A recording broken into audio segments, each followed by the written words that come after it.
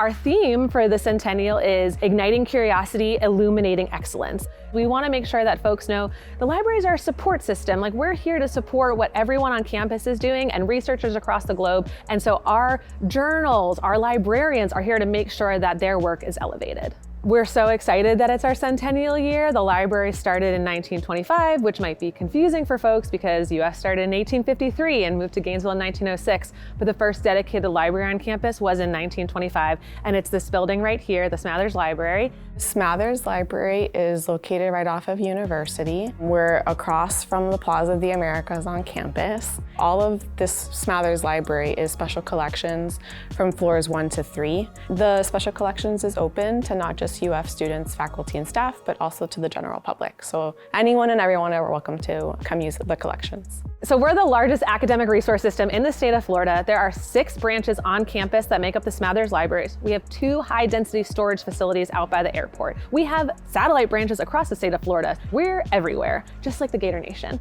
There are 14 special collections that we have in the Smathers Libraries. They range from African studies to political papers. There's a Florida history collection. So we have curators who collect materials. They help researchers and students and faculty and staff learn about the collections. A lot of these materials are digitized that folks can look at online. Our pop culture collections is both books and archival materials, so things like different people's papers, ephemera of movies and Broadway plays and radio shows and dance.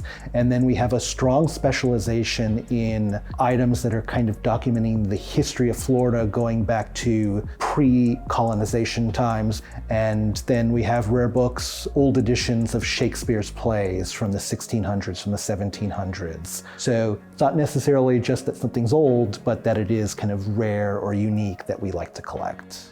On the first level, there is the Map and Imagery Library, which is a quiet study space for students, but also folks who are just interested in maps, and we have fantasy maps, and there's also the Panama Canal Gallery, and students can go and look at that gallery, but they can also study there. On the second floor, we have the Grand Reading Room, which as our students like to think of it as Hogwarts.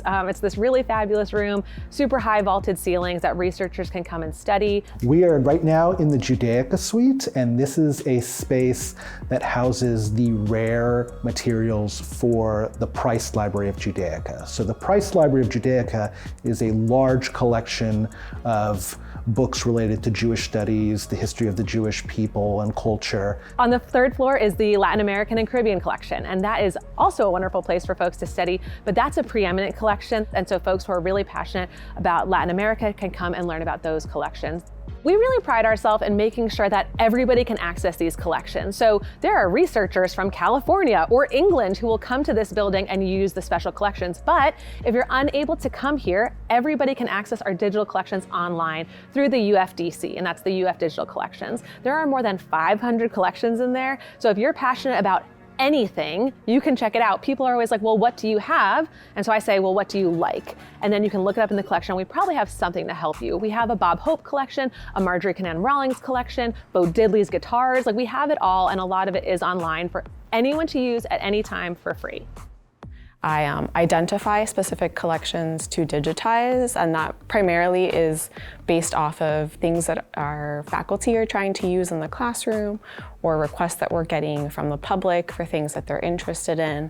And then depending on the type of material, either it's digitized in-house in our digital support services unit, or we work with vendors to digitize them. My favorite part is the newspapers though. We have tons and tons of newspapers, primarily on microfilm, and so what I've been trying to do is to digitize them to make them available online. We do get a lot of inquiries from folks who use the newspapers to find information about their families. Our librarians and staff here are awesome. They're super educated, they're super excited, they want to be here. This is their passion to make sure that whatever your questions are get answered. Also, they're not just available to folks on campus.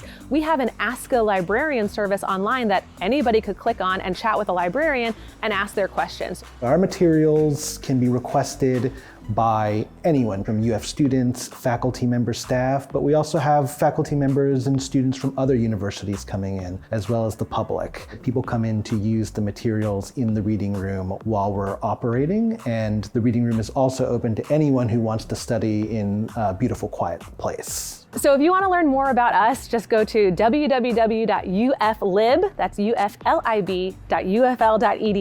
We are everywhere. We're also on social media, so follow us everywhere at UFLib, that's the UF Libraries, and we're excited to stay connected with you. We definitely have events that the public are invited to throughout the year, and we always make sure that we have a live event or a stream event happening so everybody can partake. Especially nowadays where so much information is available online and digitally, there is kind of a hunger for holding the physical object. And so people are really excited to see the rare books, really excited to see, a letter typed out on 1930s letterhead, things like that. There's a little bit of an intimidation factor when handling rare books and archives, but this is material that people are welcome to use, and we want to make sure that they feel encouraged to use our materials.